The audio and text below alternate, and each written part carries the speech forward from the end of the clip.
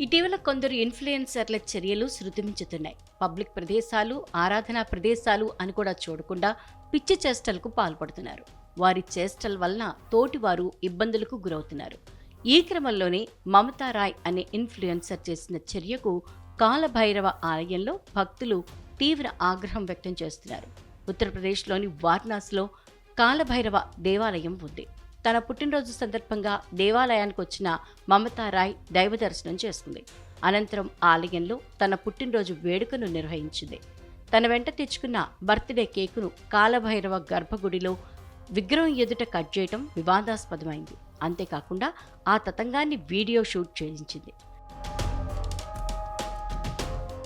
కాలభైరవ విగ్రహం ఎదుట Mamata Roy birthday cake cut చేసిన వీడియోలు సోషల్ మీడియాలో వైరల్గా మారాయి. పవిత్రమైన దేవాలయంలో ఆమె కేక్ కట్ చేయడంపై భక్తులు, మత పెద్దలు మండిపడుతున్నారు.